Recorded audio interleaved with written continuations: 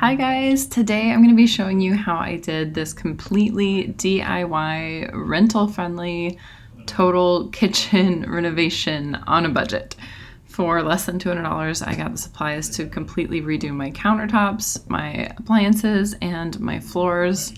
I also added some different decor touches as well, and I just wanted to walk you through the whole process. So stick around to see this final product.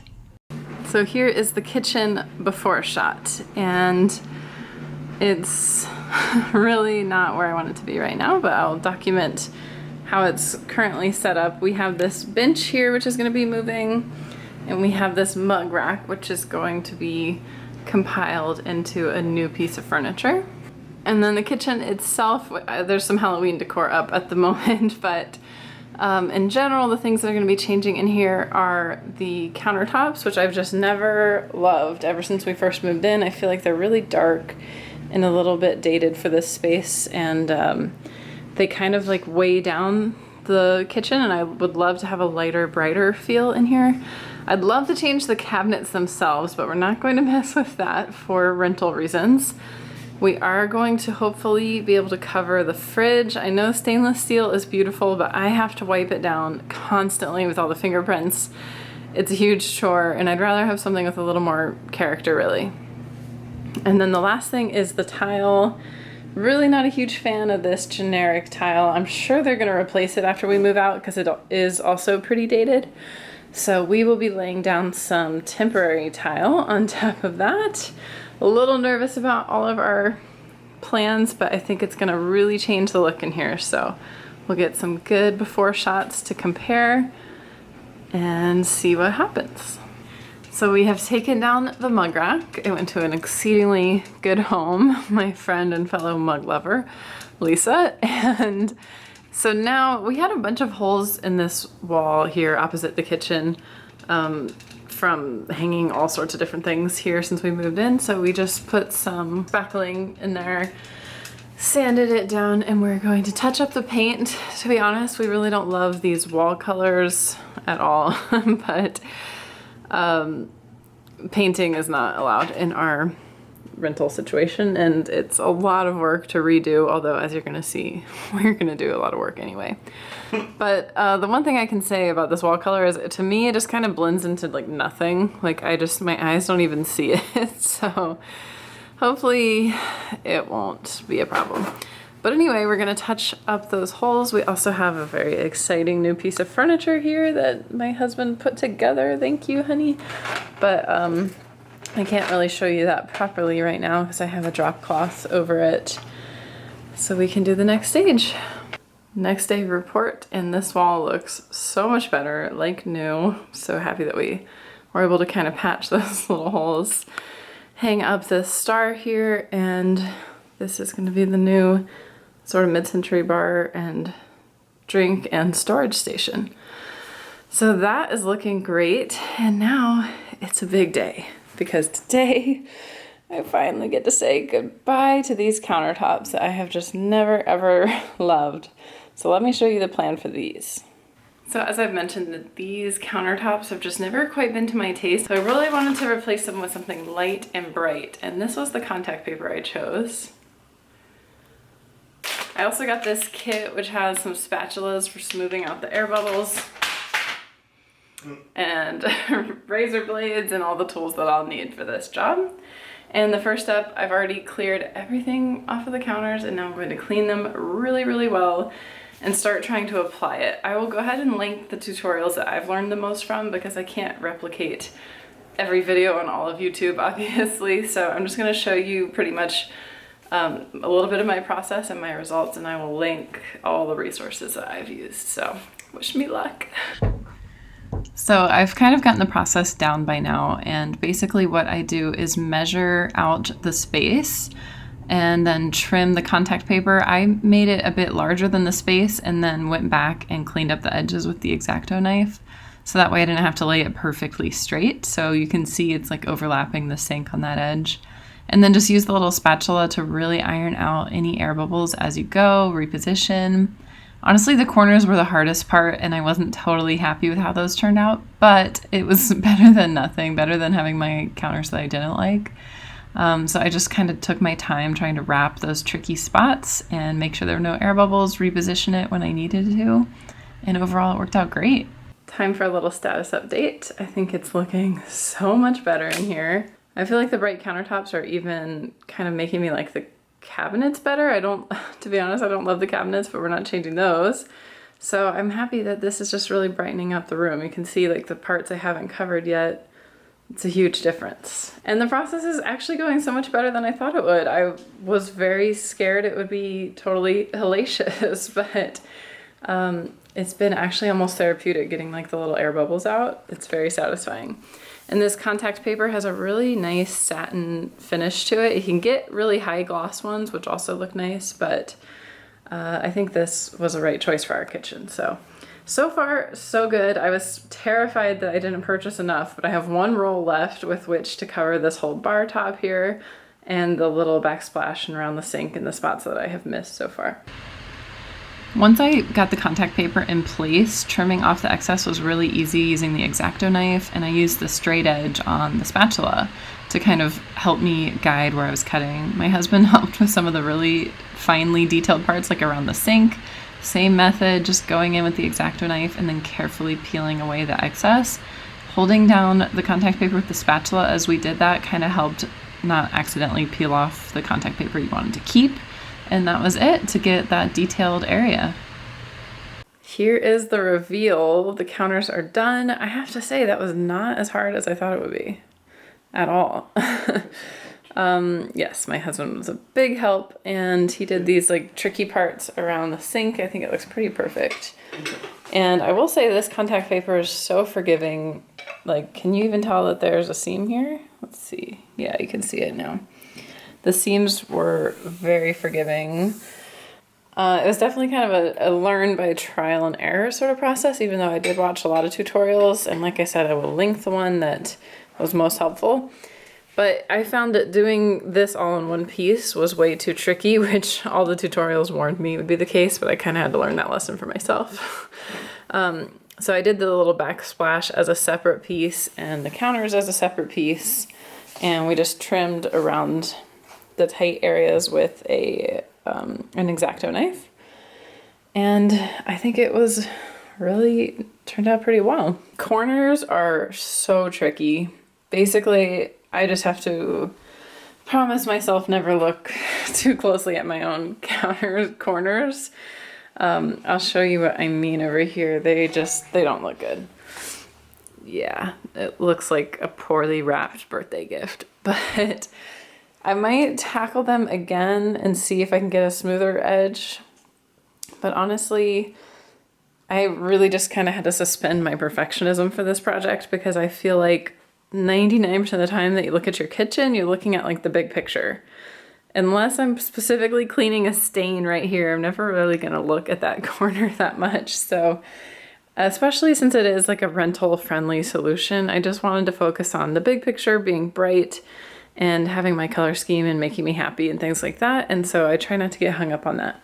Otherwise though, the bubbles really smoothed out nicely. I really recommend the tool set that I had. The tool set that I'll link below, it came with an X-Acto knife, which was of course essential. And then these two spatulas, I really liked this one. It has like a soft felt on this edge. So I really felt like I could iron out any wrinkles without potentially scratching or damaging the contact paper. And then this end is like a nice rubbery side that worked really well to flatten as well. This bigger size came in handy a lot. We also used this as like a straight edge to cut against. So I just thought that little kit had everything we needed. I also really like this contact paper that we used. I will link this exact contact paper. It comes in a few different prints. I know this is probably not to most people's taste, the style that I chose, but I'm so excited to see how it's all going to look once it comes together. I wanted to have a dramatic reveal and not put anything back on the counters until I was able to do the floors. But I think at this point the floors are going to have to wait till tomorrow. So in the meantime, I can't live without my coffee pot at the least. So I'm going to go ahead and put everything back on the counters and start enjoying nesting into my new happy bright counters instead of my old sad dark counters that I never liked. So I'm very pleased with how this turned out. For my next little project in here, I'm replacing my under cabinet lighting, which is super high-tech twinkly lights. This strand burned out, so I will quickly show you how simple this is. I just have it plugging in here, and then all along under my cabinets I have these clear command hooks. They're just the really simple adhesive hooks, and I just string the wire along as close as I can to the cabinet. Try not to let the lights point up because then it hangs lower. And it gives off a really nice diffuse lighting in the kitchen, and you can't really see the twinkle lights from most angles. So I love having those up in here. It's time for another fabulous day of kitchen projects. I was so excited to wake up this morning to these counters. They look beautiful in my opinion. Like, it's just so much lighter and brighter. And today we are doing the floors. So I have always loved just a classic black and white tile floor, and I got these off of Amazon. They're just self-adhesive floor tiles. They're actually really heavy, which bodes well, I think, for the quality, hopefully. I really just wanted something easy to peel and stick on, and that we can of course remove when we move out. So we actually have a handyman coming to help with an electrical issue in the other room. And hopefully while he's here, he's gonna be able to help us put these peel and stick tiles down. So I'll let you know how the quality is on these. Hopefully they're easy to install. Hopefully one day they will also remove, but I'm not making any promises there. And I will report back in the future on that. But I think having black and white tile in here instead of this ugly tan tile is gonna really bring together the retro theme. So I am very, very excited. And first I need to sweep and mop and really clean it very well so that these will stick on. And I need to take care of this little buddy. You're gonna match the new floors, DC. Okay, are you ready for a dramatic floor reveal? Woo! I love our new floors. I think they turned out really, really great. It just totally brings that vintage retro diner look together with the countertops and the accessories.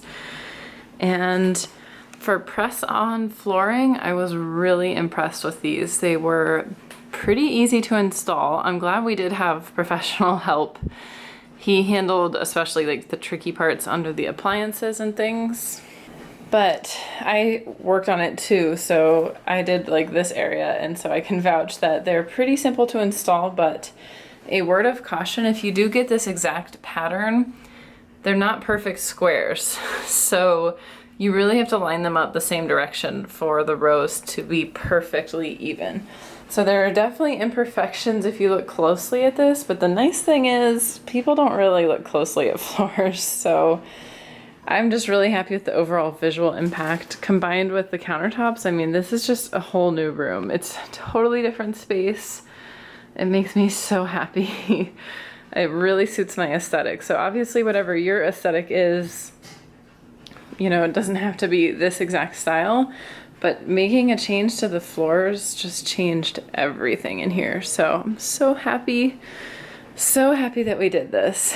And I just, like I said, they were easy to put in place. They're very sticky. You can kind of wiggle them in until you get them exactly where you want them. I used a rubber mallet to hammer down each tile. And I also used a rolling pin to iron it out like the world's biggest pie dough or something. And hopefully they'll stick down. Again, that's something I can report back on later. I'm really hoping that they stay really well until we move out, at which point I hope they come up easily and I can clean up the residue pretty easily. But as for visual impact, I'm just gonna go ahead and give this like an A+. So happy. One other installation tip, there were little sticky smudges everywhere because the backing is just so sticky when you apply it. You get sticky, the floor gets sticky, everything gets sticky. I felt like I was in a giant fly trap at one point. But I just went through with a rag and a little bit of olive oil and just polished off the sticky spots. You're not supposed to like give the floor a proper mopping for the first few days so it can solidify. So I just wiped up any sticky residue that way, and I will say it really gave the floor a beautiful shine too. So that worked for kind of an all-natural floor polish. Obviously you don't want to use a lot because that would get very slippery, but I think these worked so great. I also really can't see the grout lines from the tile that's underneath. So there's like a little bit of a line showing right there. I don't know, it must be a grout line showing through, but it's weird because it's not really happening anywhere else. So overall, I would say even though these are pretty flimsy tiles, you can literally just fold it and break it with your hands. I was cutting them with scissors to get the perfect fit in the tough spots. But even though they're, you know, not that heavy duty, they don't show through to what's below. So that's my little review on these. Also, it's not a perfect crisp white. Some people were saying in the review it's more like gray. I think it looks pretty great for just a pure black and white tile. But it does come in other patterns too. One other thing I wanted to tackle was organization, and my pots and pans have always just been a huge problem. This cabinet gets so crazy down here. I just throw pots and pans in it with no sense of order, and it goes really far back, so it's hard to reach in the far edges. So I found a product on Amazon that worked great for sorting this out. It's just a simple, easy to assemble pot rack that you set in the cabinet, and then it has room and you can adjust the height of each little shelf to put the pot with the actual lid on it. And that way, if you want to grab a pot that's at the bottom of the stack, it doesn't move all the other pots and pans on top of it. So that worked out really well. One other little project in here is that I was hoping to also cover the fridge with contact paper. I've always loved the retro refrigerators. Like a good avocado green or a pink refrigerator would be a dream. But I got this blue contact paper. I think it will match well enough our appliances. Well, we officially have our first fail of this kitchen renovation. I wanted to turn my fridge blue, and I got what I thought would be the perfect contact paper for the job, but it's just been a nightmare to work with. I'm so glad the one I chose for the counter wasn't like this. It's just been so hard. Like, I was trying to pull it straight and it ripped. I was trying to work out bubbles and they turned into wrinkles. Like, the texture of this paper is very papery, and so it wrinkles up like a piece of paper instead of smoothing out. It also tears like holes in itself really easily. Some of the color started to come out of it when I kind of stretched it into place. It's been a nightmare. I tried like 10 times. This is like my 10th sheet of this contact paper because I kept thinking I could get it because I got the counter so easily. But it's just been a nightmare. So I'm officially giving up, and I'm going to link this contact paper purely so you know what not to get because it was awful. It was so bad. The good news about projects like this is everything removes and there's zero damage. It's not even sticky where this was on here. So I might just have to keep hunting for a better contact paper that would work for this project. I was really tempted to give up, but I'm so glad I didn't because I finally found a method that worked for this tricky refrigerator space. And what I did was apply the contact paper basically in tiles so that it wasn't a huge piece that was unmanageable to work with at one time. The countertops, for some reason, that worked with big pieces of contact paper. I think that paper was just more forgiving. This project, I just could not get it to work with big pieces. So instead, I measured it, divided it down into tiles of an even size, and I cut them on a paper cutter so that the edges were really crisp and perfect. And then what I'm doing here is taping it into place using like a hinge method where you tape one side and then fold it back like a hinge, unpeel the sticky paper, and then that keeps it in place as you start to lay it down. So that was really helpful to me. A lot of tutorials said to spray the surface with Windex and then like slide the contact paper into place. And I never had any success with that method. So I don't recommend that, but I do think using masking tape as like a little removable hinge works great. So I was able to cover my whole fridge just piece by piece this way. The only tricky thing here was working around the screw that the handle attaches to. So once I saw where that was going to line up, I was able to just cut out a little hole for it and place the contact paper right around it and keep working out the little bubbles as I went. I also wrapped the contact paper just around the edges of the door and tucked it in under the rubber seal so it held in place really firmly. And we have a blue refrigerator. I am so happy. I just need to reinstall this handle, and I thought I'd show you how simple it is. At least on my model, the side of the handle has a little screw and a hole here, and then underneath there are 2 screws, and then this one is just an exact mirror image, so I just have to screw it back in here and here. The time has finally come. This kitchen has completely come together like I dreamed, and I'm so excited to show you the final tour of everything. And just a reminder, this is what it looked like in the beginning. I think the difference is night and day. We have a totally new color scheme, a totally new feel, energy, vibe, everything. I really just can't even believe this is the same space. Like, the difference is huge. So starting over here in our entryway, we've got the black and white tile, the entry tile as well. So I really like that as soon as you walk in, it makes that sort of dramatic pop. I still have some Halloween decor up here. And on this side, we have a mid-century inspired mirror. I usually put some seasonal decor here. This is my retro radio tissue box. And then this dresser has various supplies stored in it. Coming around here, you see the full kitchen with the whole dramatic impact. And on this side, we have our new beautiful buffet. So I really like the result of having this here. It's a lot less visually busy than the mug rack was, and it's a lot less for me to dust. But it's still a nice way for me to kind of showcase some of our collections. I haven't really settled on how I want to decorate this piece yet. For now, I have our record player, a little bit of a bar cart. Isn't this so cute, this rocket ship cocktail mixer? I love this little detail. A mid-century ashtray and a coffee sign, and then this big star light kind of rotates around our apartment for the past 5 years. And also I love this piece because I can display my Madonna in goblets that I collect. And of course, once I'm a little better stocked up, I'll have like our wine and our bar set up here. Also, this drawer is really nice because I finally have a place for all my home embroidered towels that I love to make. So I'm really excited to have these handy and right by the kitchen. And then coming into the kitchen itself, I'll just quickly take you through. I'm so in love with the overall effect. I feel like it's like a movie set for a movie I would really like to see. It makes me want to like sing like I'm in a musical from 1954. But like I keep saying, whether or not this is your style, which is probably not, I do think that the dramatic difference between the before shot and this is something you could achieve with any style. Just sort of insert your preferences. So we have the floors, which are holding up extremely well. Thank goodness there's been no peeling or anything. There are a couple spots where you can see the line of the tile underneath. Not much though, considering, and it just doesn't really bother me because I'd much rather see the color and the patterns that I like than the dingy generic tile that we had before.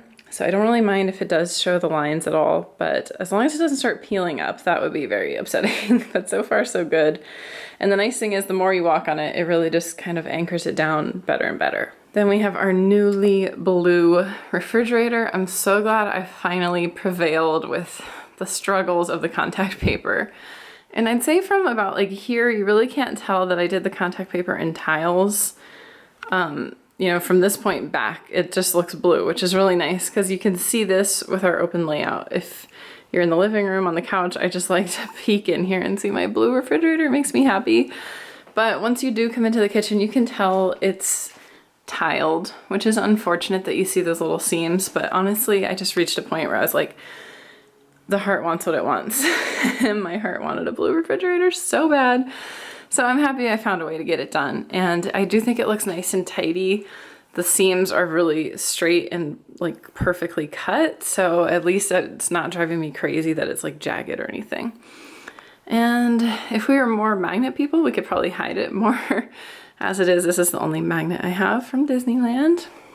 On top of the fridge, I made that sign a few years ago to hide my saran wrap storage and everything back there. And it just happens to match well because I've always been obsessed with that blue color for the kitchen. I also put some of these Starburst decals on the fridge handles. My friend, I'll show you, she made me some amazing decals, so that was a fun extra touch. And then in this corner, I keep our fridge kind of clutter on the side so that it doesn't take up the whole front of the fridge. I feel like this can be visually kind of overwhelming when people have their fridge all covered. So this is like my little command center that you can only see if you're in this corner. And here's a piece I'm actually so proud of with this whole kitchen makeover. I haven't really documented it, but this is our toaster. We've had it forever. It was a wedding gift. It's a 4-piece Cuisinart toaster. And it works great, but it doesn't really match the new decor. So instead of getting a whole new toaster, I got a toaster cover. This was just the cheapest one on Amazon. It came this kind of almost like a yellow color, like just a natural plain color. And I dyed it pink using that RIT dye that you can get. I used the red dye, but I only used about half of it. So it turned out pink instead of red. And then I hand embroidered this adorable butter me up pattern. This is an embroidery template that I had, and just really simple to just stitch it all in black thread. And I feel like that the result is that it really has a nice homey vintage feel. And I love having homemade pieces around my kitchen because it does just feel comforting to me. Like my mom always had homemade stuff in her kitchen, and I feel like it's a really classic thing. So I love that. I'm so happy with how it turned out. And as a bonus, it keeps any dust and kind of contains the crumbs and helps keep the toaster corner cleaner. I also have my vitamin case. This isn't really worth mentioning aside from the fact that I love this case. I always talk about it. My toaster is on a stand. This is actually a Nespresso holder, but I took the drawer out and instead I have my recipe binder underneath. So that just makes it really convenient when I'm meal planning. I have a few of my favorite cookbooks here. This kitchen really wants a vintage Pyrex collection so bad, but for now all I have is a Pyrex butter dish. So I keep my butter there in that dish on the counter. And here's my bread tin. This is one of the decals I was talking about. My friend really hooked me up. I think this looks so cool with this decal on there. Really nice big bread box, and now it's well labeled. I got these letters a long time ago, I think at Michael's. This was my mother's recipe box. So this is very dear to me that I would rescue in a fire. Then I've got this really cute mixer. This was a purchase off of Amazon. This pink dish, I can't remember where it's from, Target maybe, has salt. I put a few more of the Starburst decals on the microwave. I wasn't able to cover the microwave or the stove with the blue contact paper. I just felt like it was way too tricky to go around the glass and everything. I might try that at a future date so everything matches perfectly, but for now this is still stainless steel, but I am just accessorizing it to match.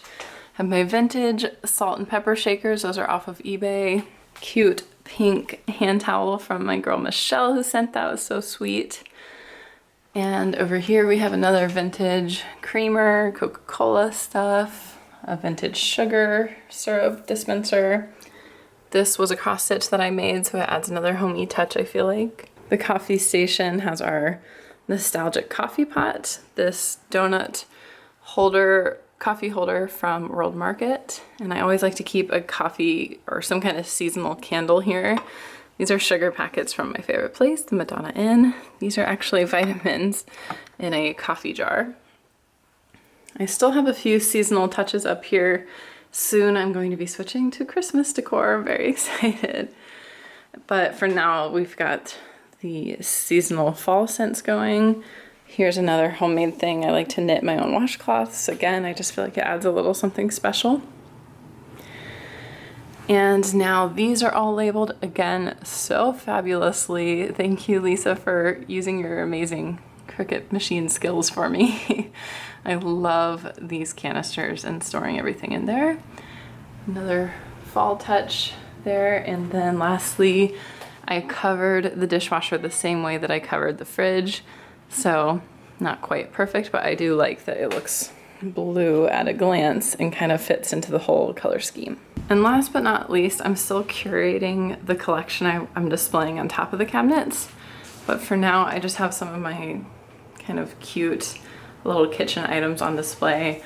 And this is another most treasured item out of everything in my house. This is a Disneyland cookie jar from the 40th anniversary, and it's just so gorgeous. And of course it matches my colors perfectly. It is earthquake glued down because it's very, very special to me. I have a few copper things, and I have this plaque with our anniversary date. So overall, I'd like to start building the collection up there. I would love to start collecting cookie jars especially. So stay tuned to see how that collection grows. And in the meantime, this is the final aftermath of all of our hard work in here. I just love it so much. I hope it really inspired you to see how much you can change even a rental space on a budget. And I hope you get some ideas. And I know I will be loving my fun pastel retro kitchen and just dancing and singing every time I cook or bake because it just really inspires me.